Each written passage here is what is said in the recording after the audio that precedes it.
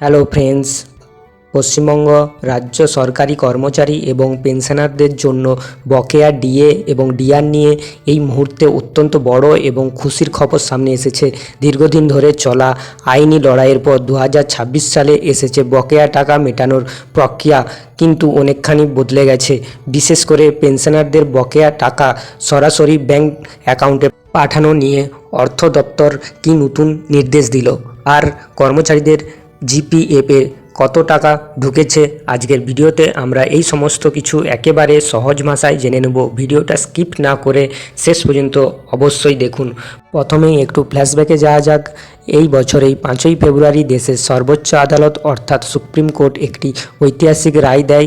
আদালত স্পষ্ট জানিয়ে দেয় যে ডিএ পাওয়া কর্মচারীদের কোনো দয়া বা দান নয়, এটি তাদের আইনি অধিকার। আর এই রায়ের পরে আদালত রাজ্য সরকারকে নির্দেশ দেয় 2008 থেকে 2019 সালের মধ্যবর্তী সময়ের সমস্ত বকেয়া ডিএ মিটিয়ে দিতে। এই পুরো বিষয়টি তদারকি করার জন্য সুপ্রিম কোর্ট একটি উচ্চ পর্যায়ের মনিটরিং কমিটিও গঠন করে দেয়, আর এই কমিটির নির্দেশেই এখন কাজ চলছে। এবার আসি আসল কথায়, কর্মচারীরা এই টাকা কিভাবে পাচ্ছেন। রাজ্য অর্থ দপ্তরের নতুন রূপরেখা অনুযায়ী 2016 থেকে 2019 সালের বকেয়া টাকা এআইসিপিআই ফর্মুলা মেনে হিসেব করা হচ্ছে। তবে এখানে একটা টুইস্ট আছে। গ্রুপ এ, গ্রুপ বি এবং গ্রুপ সি ক্যাটাগরির কর্মরত কর্মচারীদের বকেয়া টাকা কিন্তু সরাসরি হাতে দেওয়া হচ্ছে না। এর টাকা জমা হচ্ছে তাদের জিপিএফ অর্থাৎ জেনারেল প্রভিডেন্ট ফান্ড অ্যাকাউন্টে, এবং নিয়ম অনুযায়ী আগামী 24 মাস এই টাকা তোলা বা অগ্রিম হিসেবে নেওয়া যাবে না। তবে হ্যাঁ, গ্রুপ ডি কর্মচারীদের ক্ষেত্রে এই নিয়ম ছাড় দেওয়া হয়েছে, তারা সরাসরি ক্যাশ হিসেবে এই টাকা পাচ্ছেন। এবার আসি আমাদের রাজ্যের প্রবীণ পেনশনার এবং ফ্যামিলি পেনশনারদের কথায়, যাদের জন্য গত কয়েকদিনের সবচেয়ে বড় পদক্ষেপ নেওয়া হয়েছে। অনেক পুরনো রেকর্ড ভেরিফিকেশন করতে গিয়ে যাতে প্রবীণ মানুষদের দিনের পর দিন অপেক্ষা করতে না হয়, তাই অর্থ দপ্তর একটি দারুণ অন্তর্বর্তী ব্যবস্থা নিয়েছে।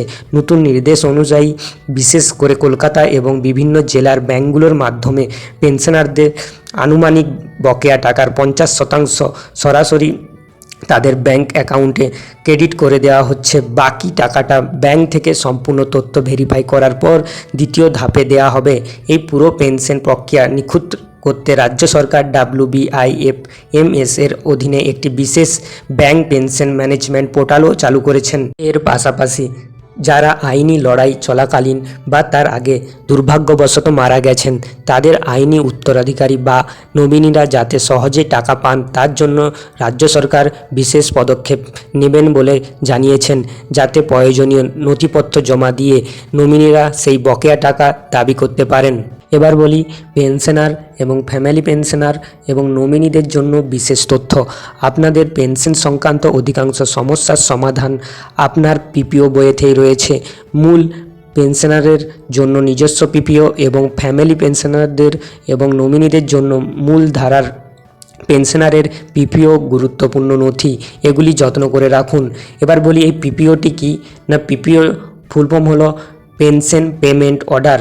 এটি একটি নথি বা বই, যাতে আপনার কর্মীর নাম এবং জন্ম তারিখ এবং যে ডেটে জয়েনিং হয়েছিলেন এবং যে ডেটে রিটায়ার্ড হয়েছিলেন এবং বিভিন্ন তার যাবতীয় প্রয়োজনীয় ডকুমেন্টস এই বইয়ের মধ্যে কিন্তু থাকে। এবং এই বইয়ের যে ফ্যামিলি পেনশনার তারও ডকুমেন্টস এবং যে নমিনি থাকে তারও ডকুমেন্টস কিন্তু এই বইয়ের মধ্যে থাকে। এবার আসি আপনি কিভাবে পেনশনের টাকা হিসাব করবেন।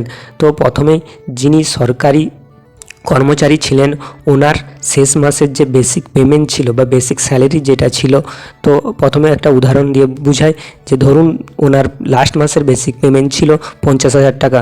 তো অতএব ওনার যে পেনশন হবে, ওই কর্মচারীর পেনশন যেটি হবে সেটি হলো ওনার বেতনের বা বেসিক পেমেন্টের 50%, অর্থাৎ ওনার পেনশন হবে 25,000 টাকা। এবার বলি, ওই পেনশনার যদি 65 বছরের ঊর্ধ্বে হয়ে যান, অর্থাৎ 65 বছরের পরে যদি উনি জীবিত থাকেন, তখন কিন্তু ওই 50% হয়ে দাঁড়াবে 30%, অর্থাৎ ফ্যামিলি পেনশনারের সমান। অর্থাৎ প্রথমে আপনি যেটা পাচ্ছিলেন 50%, সেটা হয়ে দাঁড়াবে এখন 30%। অর্থাৎ আপনার বেসিক পেমেন্ট যদি 50,000 টাকা থাকে, তাহলে আপনি যেটা পাচ্ছিলেন 25,000 টাকা, 65 বছরের ঊর্ধ্বে হয়ে গেলে আপনার ওই টাকাটা দাঁড়াবে 15,000 টাকা, যেটা আপনার ফ্যামিলি পেনশনের সমান।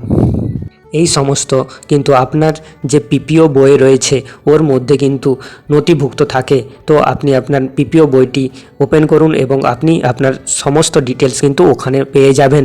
এই ছিল আজকের বিষয়। তো আজ এইটুকুই, দেখা হচ্ছে নতুন ভিডিওতে। ততক্ষণ ভালো থাকবেন, সুস্থ থাকবেন। যদি এই ভিডিওটি ভালো লেগে থাকে তাহলে অবশ্যই শেয়ার করুন এবং আপনি আমাদের এই ইউটিউব চ্যানেলটিকে সাবস্ক্রাইব করে দিন। ধন্যবাদ।